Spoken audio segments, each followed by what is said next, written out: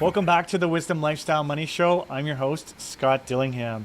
Today, for the second time, I have Milan Djankovic with us. How are you today?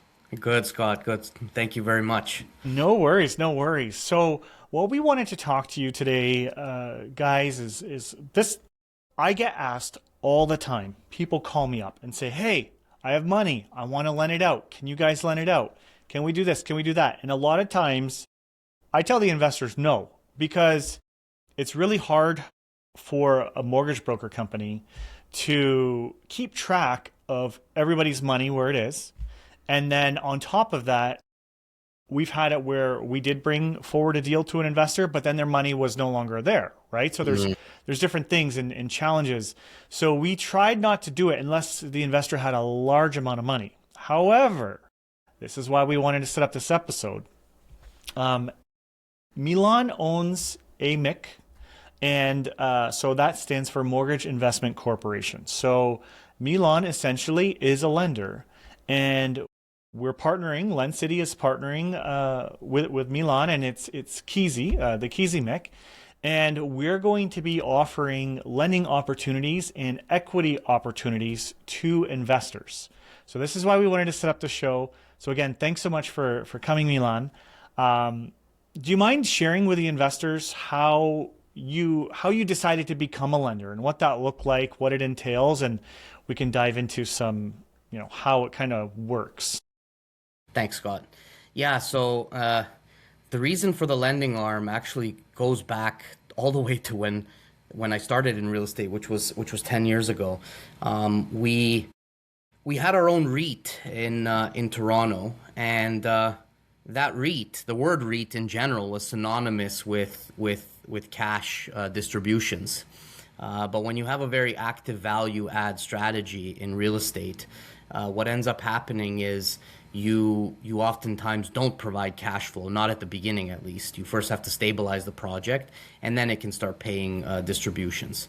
So there were a lot of investors that wanted, that were saying, "Well, you guys are REIT. What's your distribution?"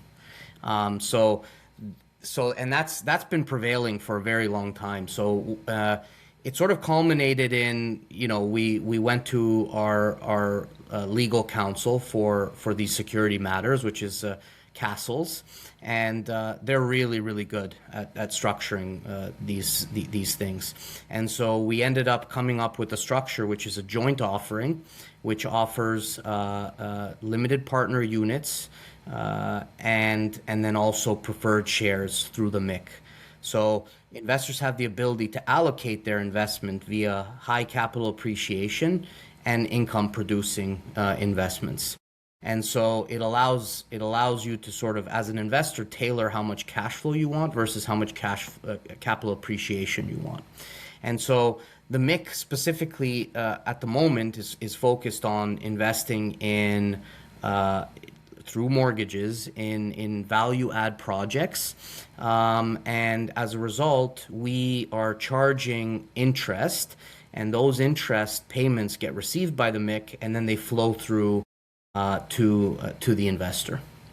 And the structure that we set up is very cost effective. It's a really great structure. We also accept RRSP and TFSA funds as well. So we're really well set up for these projects and to take investor money. No, that's fantastic. And so what that means too, guys, so a couple things here to break down. So we're really I don't want to say we and speak for both of us, but myself, I'm really excited about the equity side of things. Being in the mortgage space, there's so many lenders that are available.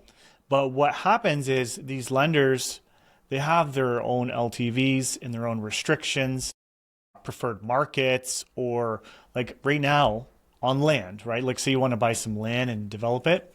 The financing is between 50 to 65% LTV. And so sometimes, investors can't make deals work. So that's why I'm really excited about the equity side of things, because that will enable different projects that a normal lender couldn't, complete. it does allow additional opportunities for things to come through. In some lenders, for an example, right? Let's pretend, you know, a bank has your first mortgage. They may not support a second mortgage because of their rules, right? But maybe you need money to complete the project, right? So that's where equity comes in. So it's quite a unique gap, and there's not too many people doing this as equity, and we'll dive more into, you know, what that means. But that's why I'm really excited. And just for fun, Milan, since we have you here, can you touch on how equity is useful for projects, you know, as opposed to debt, on top of kind of what I stated? Absolutely. So with so it's a matter of your exposure. So the exposure when you're investing in equity, oftentimes you have a piece of the pie, meaning that as we grow the pie, you're getting more. And so with our equity projects, depending project specific, project to project, your returns could be significantly accelerated on that project when we execute. The beautiful thing about the MIC, and actually this fund in general, is that we have the ability to invest in projects either through lending to them or through actually participating in them. So investors have the benefit, the best of both worlds, and they can sort of cater to which one they want, whether they want cash flow or capital appreciation. So I think that's an amazing feature of our fund specifically that a lot of other funds don't have, frankly. Yeah, and I think people are trying to get more into it. Like, this is off topic, and we're not sponsored by these guys at all, but like Wealth Simple. So I've had, you know, a bunch of investments with them for years, and they have this fund that I would invest, you know, retirement funds into. But now the fund has been reworked. So, you know, it's 80% stocks, that type of thing, but 20% preferred equity in these real estate deals. So they're even building out funds to invest in these types of projects. So, you know, it is amazing. And, you know, I will put, you know, a caveat here, whether you're private lending or being an equity investor, there's risks. Okay. And, what I would like to do is, you know, if you're someone and you've got funds and you want to invest in this, right? We'll sit down, we'll have a conversation, we'll go over pros and cons, right? So then you can make a solid investing decision. But the other cool thing that I think that we bring to the table is, because I do so much lending in this space, right? We can analyze deals, and that's how I foresee this really going for us, is analyzing these deals and spotting what ones are good versus what ones are bad. Because sometimes investors, when you are partnering, somebody makes, you know, a confidential information memorandum, which will have all the numbers on the property, but like some key things could be missing from it. You know what I mean? Because they want to sell that project, where on my end, I'll be reviewing these things like, okay, is there a clean exit here? Can we make this work? So I feel like that will help to not eliminate, but to minimize risk. You know, just wanted to throw that out there. But 100%. And Scott, you're absolutely right, because we have to focus on the exit for investors up front. One of the first things I learned was that you don't really make money when you're selling a property. You make the money when you buy it, meaning selecting the right property, making sure the numbers make sense, and that there's a path towards execution. So what you're saying is spot on.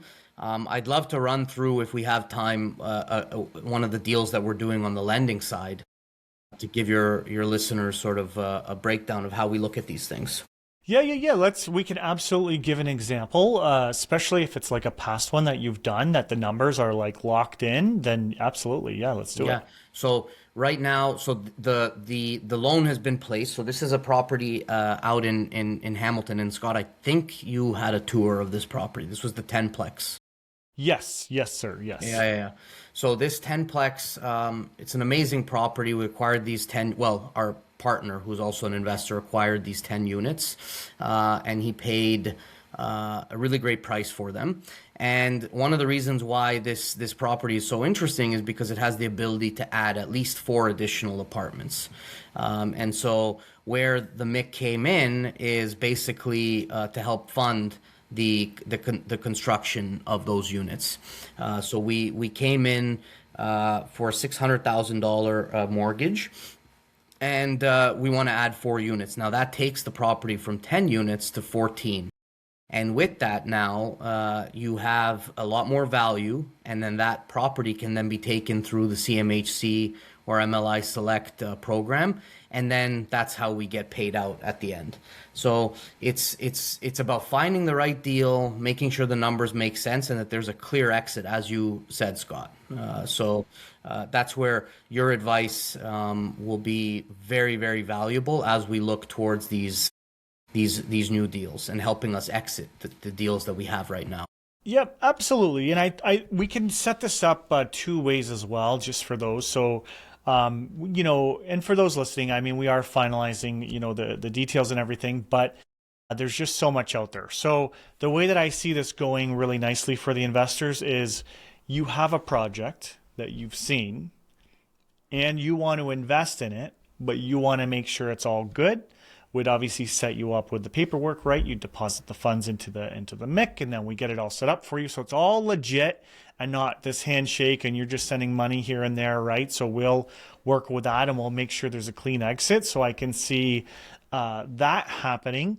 And then I also see us having pre-vetted, pre-underwritten projects where there's people that, either debt or equity, want to invest in these projects and get it going and turned over. So I can really see both angles being advantageous to the investors. Yeah, and to touch on your point there, on the last episode, we talked of the importance of governance, and with our MIC, we really wanted to make sure that everything is at the highest level and performing very well. So the MIC is audited annually. Our auditors are BDO.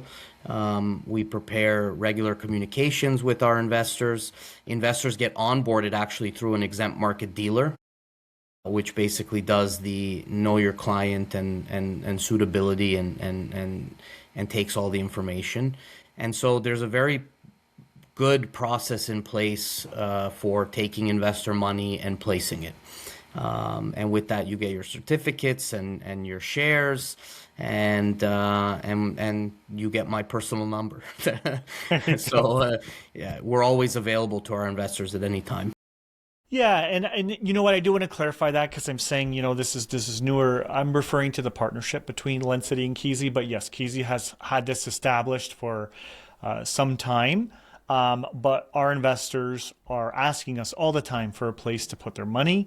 And the one thing that I tell every investor that comes to me too, that has money, and this is my own opinion, okay? So this is, Scott Dillingham talking, but let's say you have a client who is past due on their car loans, past due on their credit cards, past due on their mortgage, right? Those guys are seeking private lenders.